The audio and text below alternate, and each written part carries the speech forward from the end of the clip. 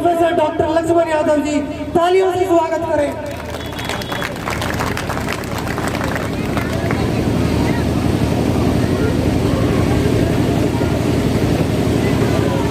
इस बल्लभगढ़ के सीकरी गांव में आज बाबा साहब और महात्मा फूले की जयंती के मौके पर आए हुए सभी सम्मानित लोगों को मेरा इंकलाबी सलाम है। जय भीम, जय मंडल, जय संविधान। सबसे पहले तो माफी कि मुझे इस कार्यक्रम में पहले आ जाना चाहिए था। आप लोग सुन रहे 11 बजे से बैठे हुए, तो पहले तो माफी कि हम देर से पहुंचे कुछ वजहों से, और अब खाने का समय भी हो गया है तो बहुत देर तक रोके रखना मुश्किल है, इसलिए बहुत कम वक्त में कुछ बहुत जरूरी बातें आपसे साझा करूंगा।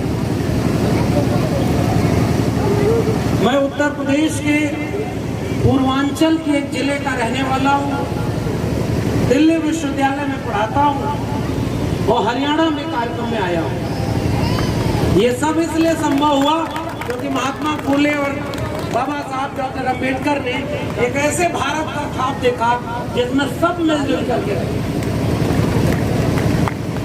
और दूसरी बात, इस कार्यक्रम में जितने लोग आए हैं मुझे लग रहा है वो पहले से जागरूक लोग हैं। जागरूक लोग हैं इसीलिए आज रामनवमी मनाने मंदिर में नहीं गए, आज बाबा साहब के पार्क में बैठे हुए हैं। आप सभी को सलाम है, क्योंकि आज तो बड़ा दिन है उनके लिहाज से। आज तो ये परीक्षा की घड़ी है कि आप भारत के संविधान को मानते हैं या भगवान को मानते हैं। तो जो पहले से जागरूक है उसे मैं और क्या बताऊंगा। मैं तो आप सभी को सलाम कर रहा हूं और इस पूरी आयोजन समिति का सलाम कर रहा हूं कि आप सब यहाँ इकट्ठे हुए हैं। और उसमें भी इस कार्यक्रम की सबसे खूबसूरत बात देखिए, पुरुषों की जो लाइन है वो तितर बितर हो गई, कुछ लोग खाने चले गए, कुछ लोग कहीं और चले गए, और महिलाएं अभी भी अनुशासन में बैठी हुई हैं। आप इनके लिए ताली बजाएं। इस कार्यक्रम की सबसे बड़ी सफलता यही है कि पुरुषों से ज्यादा संख्या और अनुशासन में महिलाएं बैठी हुई हैं। बाबा साहब और महात्मा फूले ऐसे ही भारत का सपना देखते थे, इसलिए आप सभी को सलाम है मेरा। और देखिए, अभी इन्होंने बताया कि इस आयोजन समिति का की अध्यक्षता प्रेसिडेंट भी एक महिला ही है। इससे बड़ी बात क्या है, मैं उनको अपना जय भीम बोलता हूँ। बाबा साहब ने एक बात कही थी कि किसी भी देश और समाज की प्रगति अगर मुझे देखनी होगी तो मैं उस जगह की दो चीजों को ही देखूंगा, वहां महिलाओं की स्थिति क्या है और वहां के विश्वविद्यालयों की स्थिति क्या है। तो आज महात्मा फूले और बाबा साहब के सपनों का भारत बनाने के लिए महिलाएं तो सामने खड़ी हैं। और यह बात आपको भी पता है कि आज जो दिन है, हिंदू रीति रिवाजों के मुताबिक देवी की पूजा 9 दिन किया उन्होंने। 9 दिन देवी की पूजा किया और 9 दिन आकर के बच्चियों को खिलाया पिलाया। तो बेटी को पूजते रहे, बेटी को बिठाकर पूजा करते रहे, देवी बना दिया। लेकिन बेटियां जब पढ़ने लिखने स्कूल और विश्वविद्यालय गई तो स्कूल और विश्वविद्यालय को बर्बाद कर दिया। ऐसे धर्म और संस्कृति वाले लोगों का शासन इस समय भारत में। ये हमारी चुनौती है। केवल 2 बातें आपसे करने आया हूँ। मैं दिल्ली विश्वविद्यालय में पढ़ाता हूँ और अभी टेम्परेरी प्रोफेसर हूँ, परमानेंट भी नहीं हूँ। हमारे मित्र ने कहा ना कि नौकरी को जोखिम में डाल करके हमारे बीच में बोलने आए। अरे हमारे पुरखों ने तो अपनी जान जोखिम में डाली ताकि हम यहाँ खड़े हो सके। हम कौन सा जोखिम उठा रहे? महात्मा ज्योतिबा फूले ओबीसी जाति से आते हैं। ये जरूरी है बात बताना। बाबा साहब ने अपने 3 गुरु बनाए। पहला गुरु तथागत बुद्ध, दूसरा गुरु बनाया महात्मा कबीर को, और तीसरा गुरु उन्होंने माना था महात्मा ज्योतिराव फूले को। ये 3 के तीनों लोग उस जाति बिरादरी के नहीं थे जिसके बाबा साहब थे।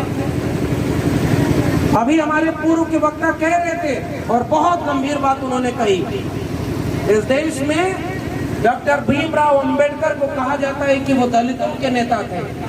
मैं यहाँ ये कहने और जोर देकर कहने आया हूँ कि अगर वो दलितों के नेता होते तो अपना तीनों गुरु किसी दलित को ही बनाते। उन्होंने तीनों गुरु किसको बनाया? जो विचार से एक थे, जिन्होंने सबकी मुक्ति का ख्वाब देखा था।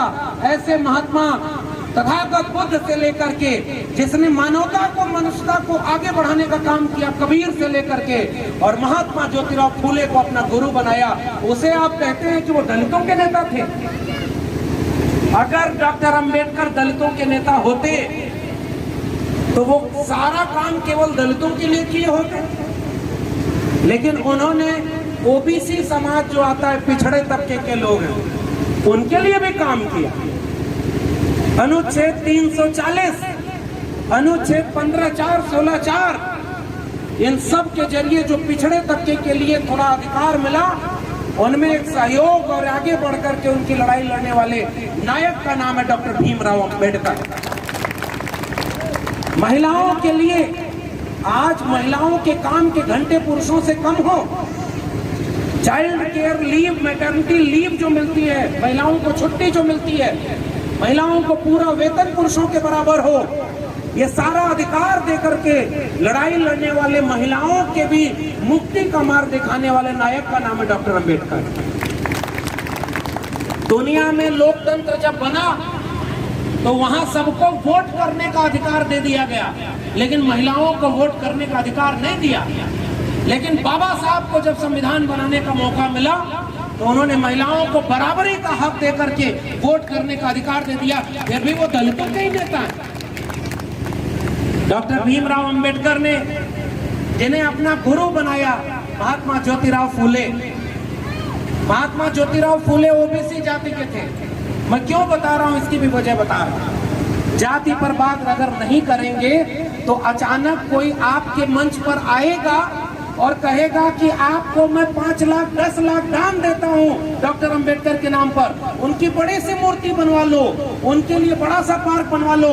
लेकिन जो सपना डॉक्टर अंबेडकर ने देखा था, सबकी बराबरी का, सबको अधिकार पाने का, सबको शिक्षा देने का, उन लोगों के साथ वो लोग खड़े हो जाएंगे जो आपके बच्चों के पढ़ाई लिखाई और रोजगार का हक छीन रहे हैं और मूर्ति बनवा रहे हैं। उनको पहचानने की जरूरत है।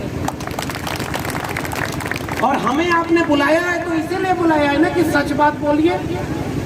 भाई हमें आपके यहाँ चुनाव तो लड़ना है नहीं, हमें आपका वोट तो चाहिए नहीं। अगर हम सच कोई बात कहेंगे और आपको अच्छी लगेगी तो अगली बार फिर बुलाएंगे, और नहीं अच्छी लगेगी तो नहीं बुलाएंगे।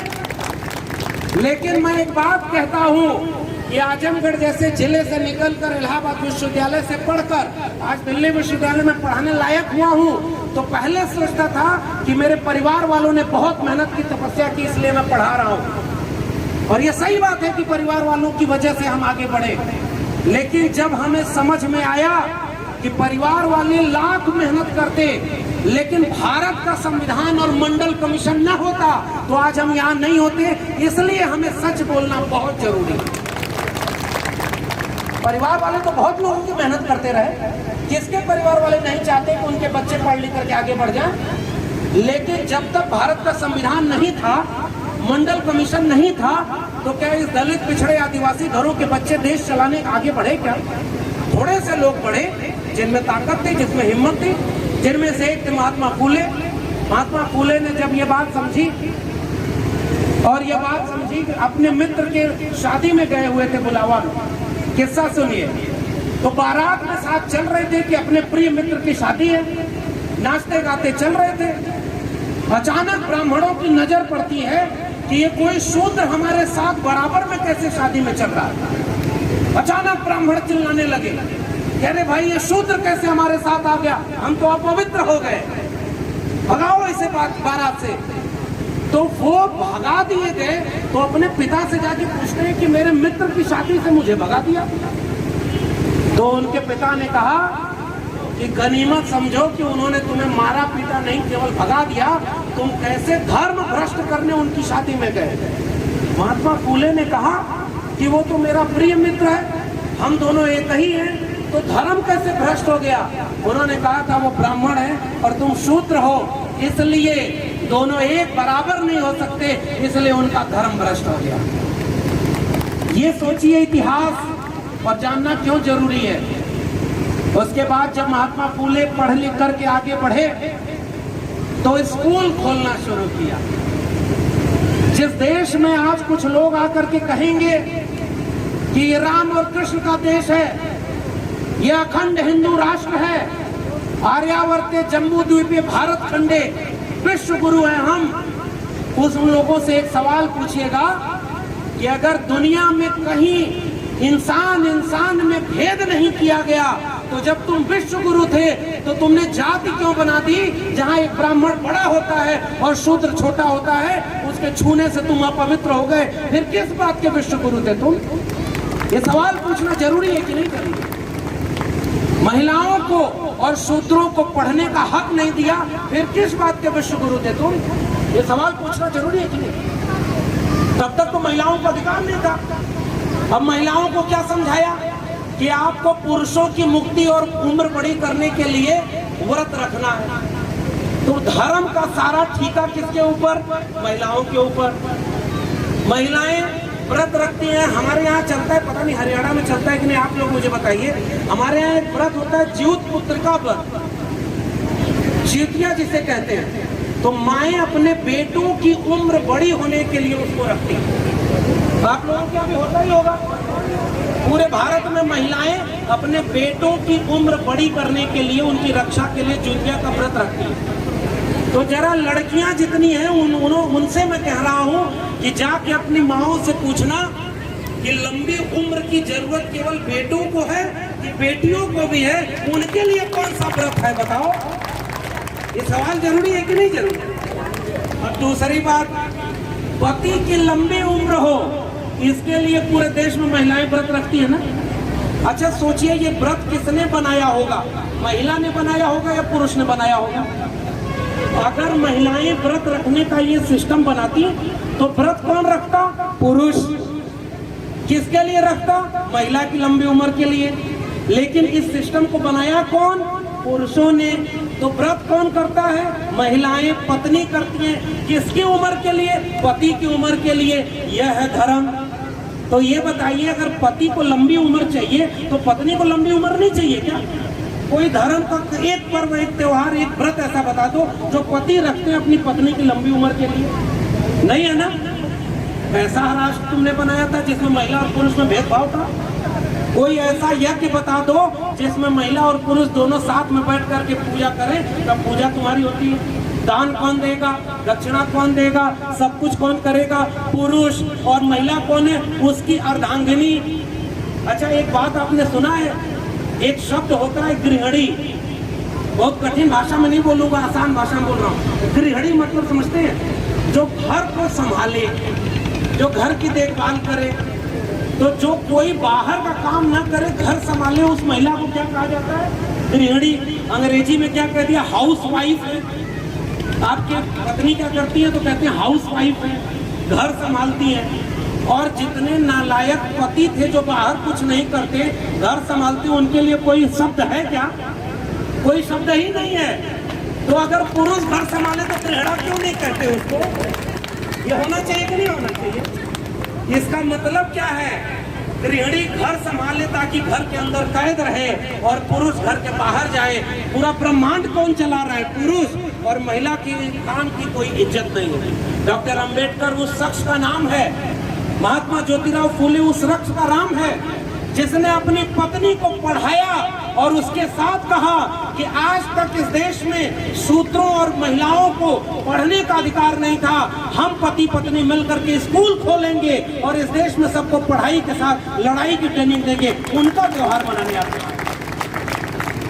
ज्योतिराव फूले भी अपनी सावित्रीबाई फूले से कहते कि मेरी लंबी उम्र के लिए व्रत रखा करो, चूतिया व्रत रखो। और आजकल टीवी में आ गया है करवा चौथ, नया नया व्रत पैदा हो रहा है। मैं एक बात कर रहा हूँ, आप सब लोग जागरूक लोग हैं, बहुत सम्मानित लोग हैं। एक बात बताइए, एक देवी का नाम आपने, बुजुर्ग लोग बहुत लोग हैं, आप लोग बताइएगा, ये संतोषी माता किस वेद में लिखी हुई है?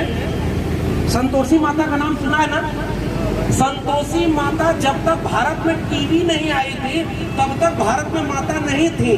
जब टीवी आई और उस पर एक फिल्म बन गई तो एक नई देवी पैदा हो गई और जिनकी पूजा होने लगी कि वो संतोषी माता है। भैया तुम लोग देवी देवता को खुद ही पैदा कर लेते हो और खुद ही उनकी पूजा कराते हो, कौन से बात की तुम विश्वगुरु?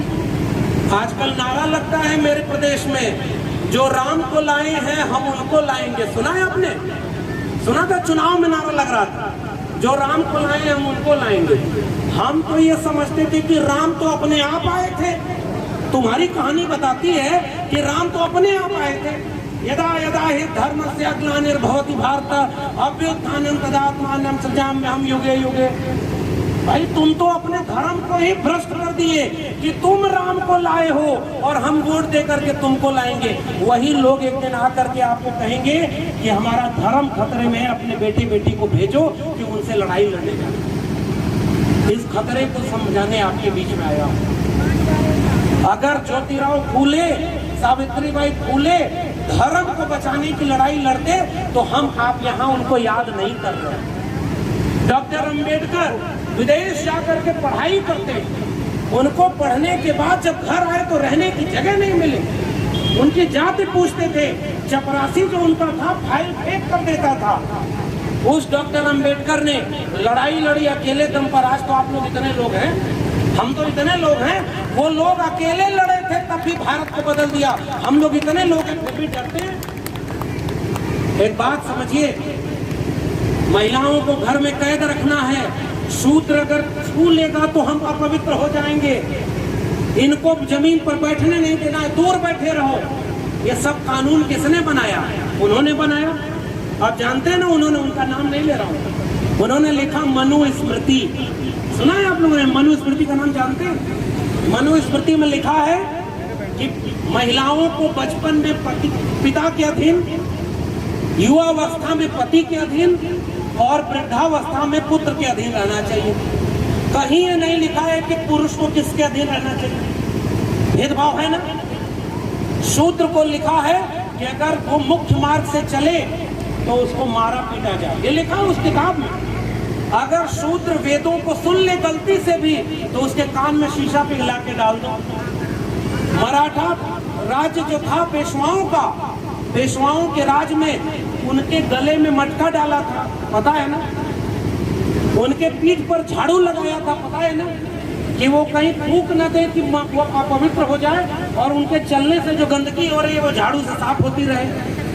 तो इंसान समझते थे क्या वो आपको? और ये सब किस किताब में लिखा? मनुस्मृति में। और जब बाबा साहब को मौका मिला, एक बहुजन को मौका मिला, तो उसने महिला को पुरुष से अलग नहीं लिखा, उसने शूद्र को ब्राह्मण से अलग नहीं लिखा। उन्हें मौका मिला तो भारत का संविधान लिख दिया जिसमें सब बराबर हैं। अब कोई किसी को छू करके अछूत नहीं कर सकता, कोई महिला को शोषित नहीं कर सकता। ये अंतर है उनमें और हम में। अब एक दूसरी बात बताता हूँ। मैं ओबीसी से आता हूँ। ओबीसी को ये लगता है कि हमको तो अछूत बनाया नहीं, हम तो भाई धर्म के मानने वाले लोग हैं। तो ओबीसी समाज के लोगों को मैं कहता हूँ कि आपको ये बात सोचनी चाहिए कि ज्योतिबा फूले तो आपके समाज के हैं ना। ज्योतिबा फूले माली जाति के थे, छत्रपति शाहू जी ओबीसी समाज के थे, शिवदयाल सिंह चौरसिया पनवाड़ी जाति के थे, चंद्रिका प्रसाद जिज्ञासु पिछड़े समाज से आते थे, पेरियार ललई सिंह यादव जाति से आते थे, महामना राम स्वरूप वर्मा उर्मी जाति से आते थे, बाबू जगदेव प्रसाद कुशवाहा जाति से आते थे। और ये कौन लोग हैं? ये कोई हिंदू राष्ट्र बनाने नहीं आए थे। ये इस देश में जो इंसान और इंसान में अंतर कर दिया गया है, बांट दिया गया है, उसके खिलाफ लड़ाई लड़ने वाले लोग थे। जो तथागत बुद्ध से लेकर के मान्यवर कांशीराम, डॉक्टर राम मनोहर लोहिया, डॉक्टर भीमराव अम्बेडकर की तरह एक नया भारत बनाने वाले लोग थे। हम उनकी विरासत के लोग हैं। इसलिए हमें गर्व नहीं है कि हम हिंदू हैं। अब मेरे सवाल का जवाब दीजिए, अगर हम हिंदू थे तो 1931 की जनगणना बताती है कि 15% आबादी दलित लोगों की थी, है ना? इतना जानते हैं ना, आपकी आबादी 1931 में 15% थी। तो आज आपको एक सवाल पूछना चाहिए कि नहीं पूछना चाहिए कि अगर आपकी आबादी 15% है तो इस देश के जितनी जमीन है उस जमीन का 15% मालिकाना हक दलित के पास होना चाहिए कि नहीं होना चाहिए? होना चाहिए कि नहीं होना चाहिए? भारत का मतलब तुझे है ना। हमारे प्रोफेसर जितेंद्र मीणा आए हुए दिल्ली विश्वविद्यालय से, राजस्थान के रहने वाले हैं, और आदिवासियों को जयपाल सिंह मुंडा, बिरसा मुंडा, सिद्धू कान्हू तिलका मांझी, उनकी लड़ाई लड़ने वाले लोग बाबा साहब के साथ जयपाल सिंह मुंडा संविधान सभा में खड़े होकर कहते हैं कि भारत का संविधान बन रहा है और आदिवासी कहाँ है? और जयपाल सिंह मुंडा ने कहा कि हमें आपको लोकतंत्र सिखाने की जरूरत नहीं है, हम तो सैंधव घाटी सभ्यता के वारिस हैं, तुम हमसे लोकतंत्र सीखो, हमको लोकतंत्र मत सिखाओ। और उन लोगों को जब आदिवासियों का हक मिला, 7.5% उस समय आबादी थी, आज तो बढ़ गई। तो अगर आदिवासी भी हिंदू था तो आज 7.5% आदिवासियों की जमीन होनी चाहिए कि नहीं होनी चाहिए? उल्टे हो क्या रहा है? आज दलितों की जमीन इस देश में 1% से भी कम है। जमीन आपके पास है क्या? बताइए, हाथ उठा के बताइए, आपके पास जमीनों का मालिकाना हक है क्या जितना होना चाहिए था? आदिवासियों के पास जमीन उतनी है क्या? महिलाओं के नाम से तो जमीन ही नहीं होती, क्योंकि वो पति की लंबी आयु का व्रत रख रहे थे। ये पतियों ने चालाकी करके महिलाओं को अपना गुलाम बना लिया। आर्थिक रूप से सशक्तिकरण का, महिलाओं की मुक्ति का खाब देखने वाले नायक ज्योतिबा फुले और महात्मा फुले, और इसके बाद डॉक्टर अम्बेडकर। तो ये हिंदू राष्ट्र अगर दलित और आदिवासी और ओबीसी थे तो इनके इतने ओबीसी के प्रोफेसर होने चाहिए कि नहीं होने चाहिए? 85% आपकी बात कही थी ना। डॉक्टर अम्बेडकर को तो आजादी के बाद दफन करने की साजिश हो गई। उनको अगर जमीन से फिर से उखाड़ करके सारे भारत में मजबूती से राजनीतिक रूप से मजबूत कर दिया तो उस शख्स का नाम था मान्यवर कांशीराम, जिन्होंने डॉक्टर अम्बेडकर को फिर से पूरे भारत का मसीहा बना।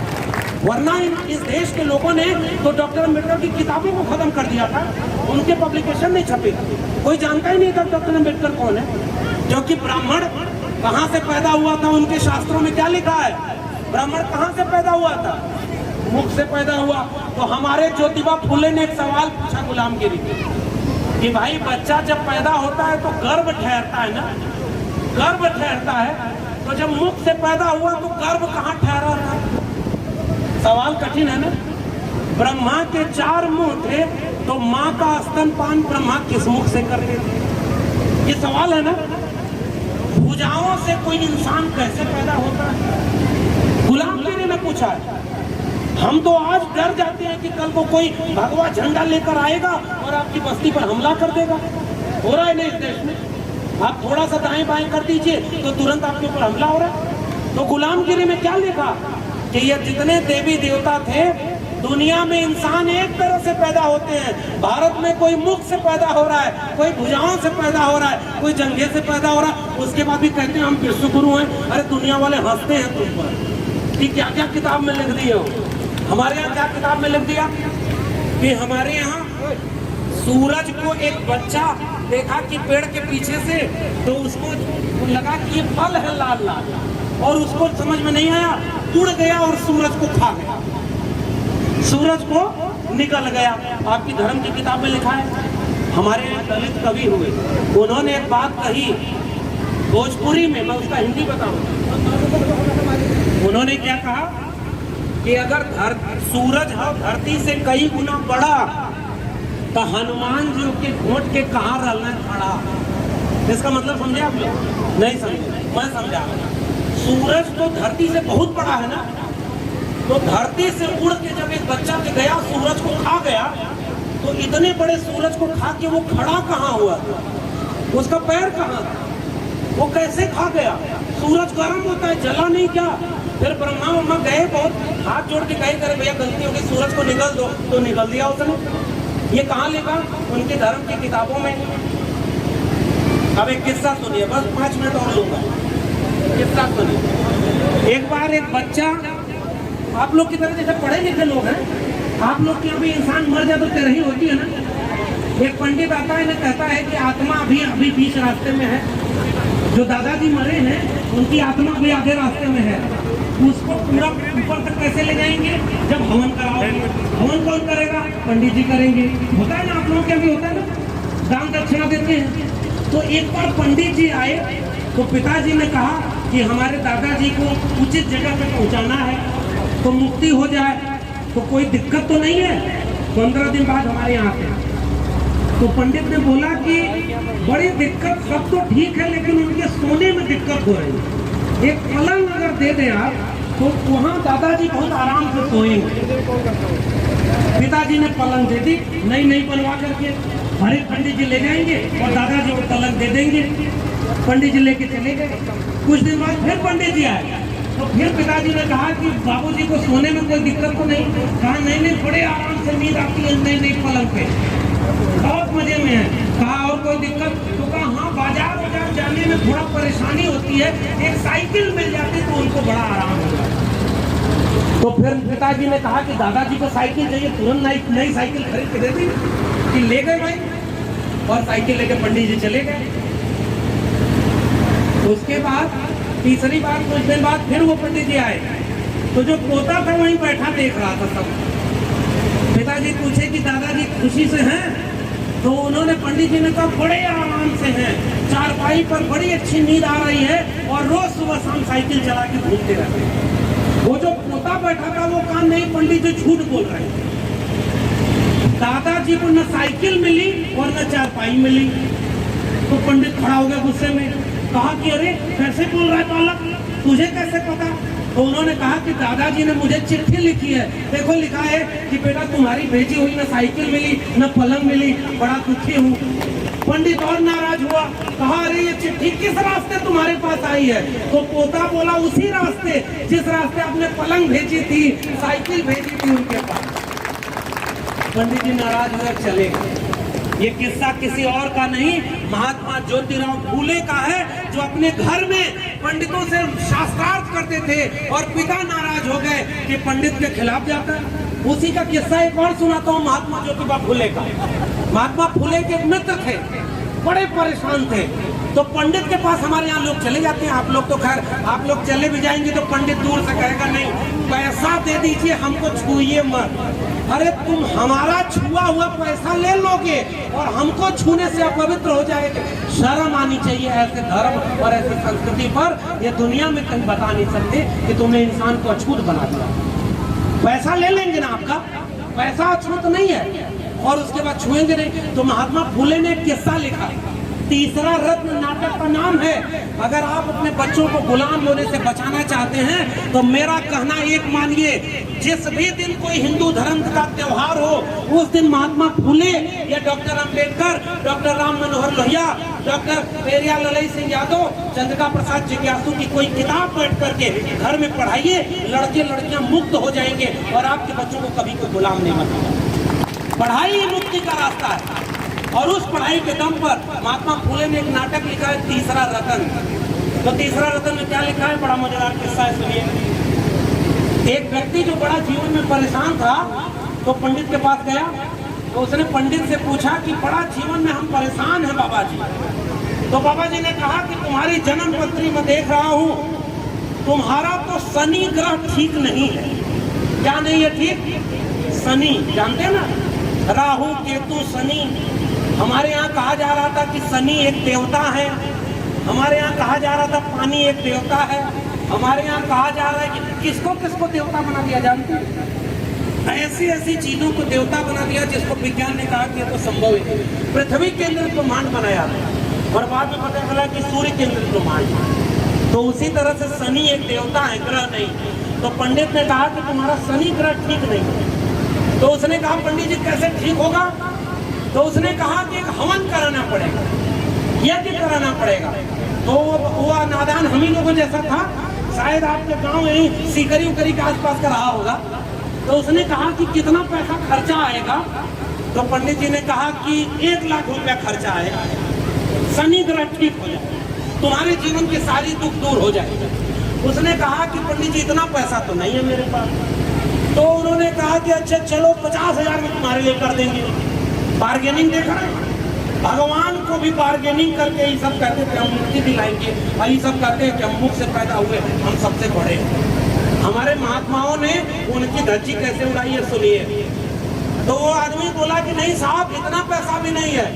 तो पंडित ने कहा कि अच्छा 10,000 रुपया दे देना, शनि ग्रह ठीक कर देंगे तुम्हारे लिए। उसने कहा कि नहीं साहब इतना पैसा भी नहीं है।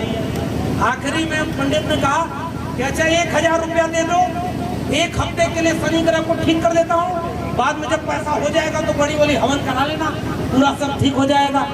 वो आदमी खड़ा हुआ कहा कि हुजूर देखिए मेरे जेब में 1 रुपया नहीं है। तो पंडित नाराज होकर खड़ा होकर कहा कि जब तेरी जेब में 1 फूटी कौड़ी नहीं है तो जा बच्चा, शनि तेरा कुछ नहीं बिगाड़ सकता। इसका मतलब शनि खराब था कि निगाह जेब पर थी। आप बताइए सोचकर, शनि का कोई मसला था क्या? जिसके जेब में फूटी कौड़ी नहीं उसका शनि कुछ नहीं बिगाड़ पा रहा है। और ऐसे लोगों को धर्म के नाम पर गुलाम बनाया गया। उनसे मुक्ति दिलाने वाले नायक का क्या नाम है? महात्मा ज्योतिराव फूले। और कल है उनका जन्मदिन, घर घर में त्योहार की तरह मनाइए।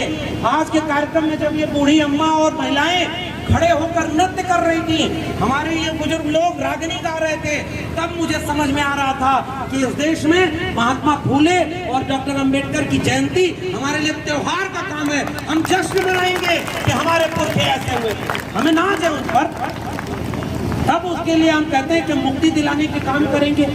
एक आखिरी किस्सा और सुना लूं, धर्म कैसे गुलाम बनाता है। एक आदमी खजूर के पेड़ पर चढ़ गया, ध्यान से समझिएगा। वक्ता जी ने हमको कहा था नई शिक्षा नीति पर बोलिए, इससे बड़ी शिक्षा आज के जीवन में कुछ है क्या? जब आप मानसिक गुलामी से मुक्त हो जाएंगे तो कोई आपको गुलाम बना पाएगा क्या? ये सबसे बड़ी है। बाबा साहब ने कहा था गुलामों को गुलामी का एहसास करा दो, अपनी बेड़ियां वो अपने आप तोड़ लेगा। इसलिए ऐसे कार्यक्रमों की जरूरत है। एक हमारी तरह हमारी उम्र का लड़का था, ये नहीं हमारे से कम उम्र ये बच्चे की तरह रहा, खजूर के पेड़ पर चढ़ गया बहुत ऊंचाई पर। अब ऊपर से देखा तो डर गया कि हम उतरे कैसे। हनुमान की पूजा करता, हनुमान को वहीं से याद किया, हे हनुमान जी मुझे सही सलामत नीचे उतार दीजिए, इसी मंगलवार को 1 किलो लड्डू आपके मंदिर में चढ़ाऊंगा। थोड़ा दाएं बाएं देखा, आंख बंद किया, आधा दूर उतर आया, खजूर के पेड़ से आधा दूर नीचे आ गया। फिर कहा हनुमान जी आजकल बड़ी गरीबी है, 1 किलो नहीं चढ़ा पाऊंगा, आधा किलो चढ़ाऊंगा, कितने में मान जाइएगा। फिर थोड़ा दाएं बाएं देखा, थोड़ा समझा बुझा और नीचे आ गया तो कहा कि हनुमान जी आपके मंदिर पर तो हर मंगलवार बड़ा लड्डू चढ़ता है, वैसे भी मैं बड़ा पैसे की तंगी चल रही है, 250 ग्राम लड्डू चढ़ाऊंगा, उतने में मान जाइएगा।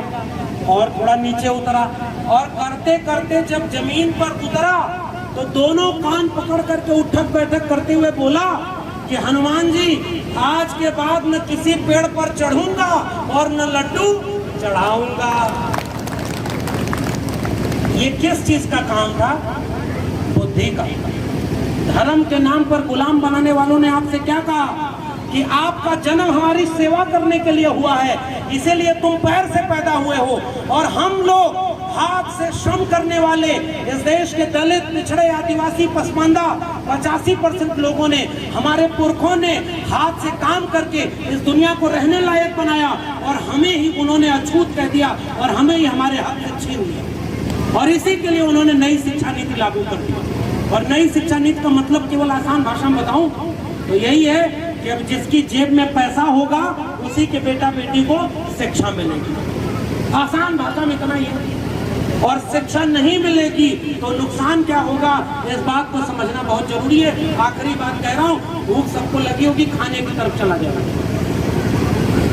आज जरूरत पड़े बाबा साहब से एक बार किसी ने पूछा कि आपको मानने का सबसे अहम चीज क्या होनी चाहिए, हम कैसे आपके रास्ते पर चले, मंदिर बनवाएं, मूर्ति बनवाएं, क्या करें, पूजा करें?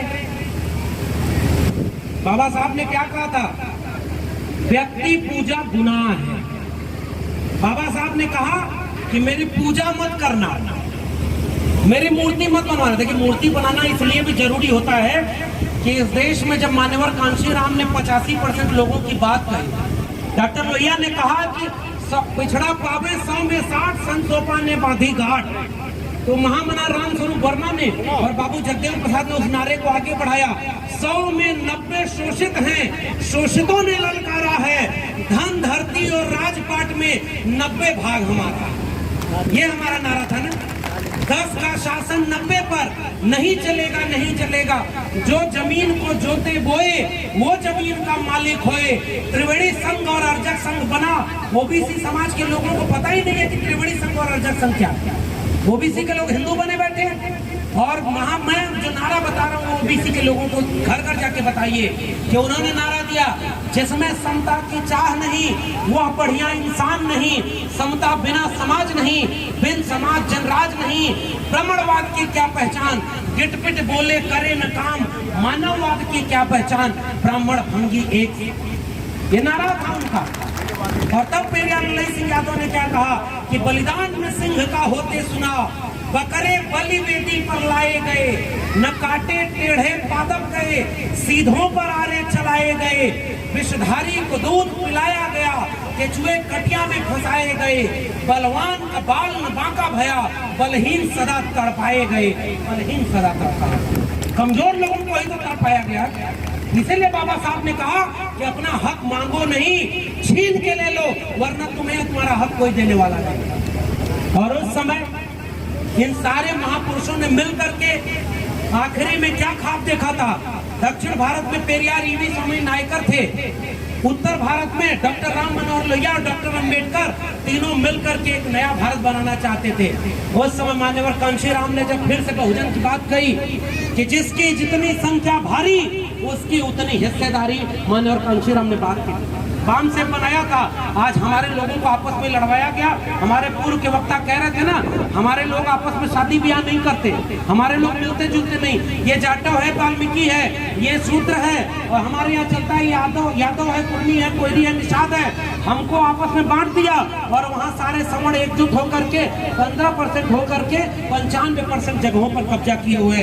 आपकी लड़ाई धन धरती और राजपाट की लड़ाई थी। मान्यवर कांशीराम ने यह लड़ाई लड़ी। उसके बाद जब बहन जी का शासन आया तो पूरे उत्तर प्रदेश में सामंतवाद की छाती पर चढ़ करके बहुजन नायक नायिकाओं की मूर्तियां खड़ी करने वाले उस नायक का वो जो विरासत थी वो तथागत बुद्ध से लेकर के डॉक्टर अंबेडकर तक की विरासत थी। तो मूर्ति इसलिए भी जरूरी होती है कि अपने समाज का कोई व्यक्ति जब मूर्ति के सामने गुजरता है तो नाच करता है कि जिसने भारत का संविधान बनाया, हमें बराबरी का हक दिया, वो नायक नायिका हमारे बीच का था, हम उसके वारिस हैं, इसलिए हिम्मत देने का काम वो मूर्ति करता है। लेकिन उस मूर्ति तक रुक मत जाइएगा, वरना वही लोग आएंगे आपके मंच पर और कहेंगे कि आपके गांव में 5 मूर्ति और बनवा देता हूँ। आप उनसे रोक कर कहिएगा, अगर हमारा कल्याण चाहते हो तो अब मूर्ति की जरूरत नहीं है, बाबा साहब को हम दिल में रखते हैं, हमारे बेटे बेटियों को लिए स्कूल बनाओ, विद्यालय बनाओ, हॉस्पिटल बनाओ। आज बाबा साहब होते तो स्कूल, विश्वविद्यालय और हॉस्पिटल की लड़ाई लड़ रहे होते। आज आपके प्रोफेसर विश्वविद्यालयों में नहीं है, आपके जज सुप्रीम कोर्ट में नहीं है, आपके वकील नहीं है, आपके पास व्यापारी नहीं है। और आज अचानक कहा जा रहा है कि यह 85% हिंदुओं का हिंदू राष्ट्र बनाना है और मुसलमानों के खिलाफ इस देश में दंगा कराया जा रहा है। आप देखिए जाकर के कि आपके आसपास कोई कहता है कि गर्व से कहो तुम हिंदू हो और मुसलमानों को अपमानित किया जा रहा है। जो अपमान हमने आपने झेला था ना, वही अपमान इस समय मुसलमान को झेलना पड़ रहा है। याद रखिएगा, हमारे पुरखों ने कभी सांप्रदायिकता की लड़ाई नहीं लड़ी, हमारे पुरखों ने कभी मंदिर मस्जिद की लड़ाई नहीं लड़ी, हमारे पुरखों ने कभी दंगा की बात नहीं की, हमारे पुरखों ने इंसानियत की बात कही। हमारा नायक कबीर कहता है कि अरे इंदौन रहा न पाई, हिंदुन की हिंदुआई देखी तुर्कन की तुर्काई। और उन्होंने लिखा रविदास जी ने कि जस के अलंग की पात के पात पात में पात, तब मानुष की जात के जात जात में पात। जब रविदास मानुष न जुड़े जब तक जात न जात, तब कबीर ने कहा कि मुँह को कहाँ ढूंढे रे बंदे, मैं तो तेरे पास में, ना मैं मंदिर ना मैं मस्जिद, ना काबे कैलाश में, ना मैं जप में ना मैं तप में, ना मैं व्रत उपवास में, खोजी हो तो तुरते मिले हो पल भर की तलाश में। कहे कबीर सुनो भाई साधो, सब सांसों की काट में, सब सांसों के साथ में। और आज हमारे लोगों को मंदिर मस्जिद के नाम पर लड़ाया जा रहा है। हमारे नायक तो कबीर रैदास थे, हमारे नायक ज्योतिबा फुले, डॉक्टर अंबेडकर, डॉक्टर लोहिया, मानवर कांशीराम थे। एक का नाम बता दो जिसने मंदिर मस्जिद की लड़ाई लड़ी हो। और आज हमारे लोगों को कहा जा रहा है कि हिंदुओं तुम्हारे ऊपर खतरा है। जिस देश में तुम कहते हो 85% हिंदू हैं, तो 15% मुसलमानों से खतरा है। इस देश में राष्ट्रपति हिंदू, प्रधानमंत्री हिंदू, उप प्रधानमंत्री हिंदू, गृह मंत्री हिंदू, वकील हिंदू, जज हिंदू, सारे हिंदू हैं, तो खतरे में हिंदू कैसे आ गया? जब जब ये सत्ता में आते हैं तब तब हिंदू खतरे में बताते हैं। क्यों बताते हैं पता है? क्योंकि आपका आरक्षण खत्म कर रहे हैं वो, आपके बच्चों की शिक्षा नई शिक्षा नीति से खत्म कर दिए हैं। आज आप कह दीजिए कि अगर हम सब हिंदू हैं तो 85% बहुजनों के प्रोफेसर, वकील, डॉक्टर, इंजीनियर हमारे देश में कराओ, तब हम मानेंगे हिंदू हैं, वरना हमें हिंदू कहना बंद करो। हम दलित हैं, हम आदिवासी हैं, हम पिछड़े हैं और मिलकर के बहुजन हैं। 85% श्रमजीवी कमेरा लोग हैं। हमारे पुरखों ने इस देश को बनाया है। तुमसे हमें सर्टिफिकेट नहीं चाहिए, तुम हमारा हक छीनने वाले लुटेरे लोग हो और हम कमेरे लोग हैं। 90% कमेरा का ही देश है। अगर विभाजन है तो 90% कमेरा श्रमजीवियों का और 10% लुटेरा और परजीवियों का। इसलिए मैं बात अपनी यहीं पर पूरी करके जा रहा हूं कि आप अगर कर सकते हैं तो यहाँ देखिए एक स्टॉल लगा हुआ है किताबों का।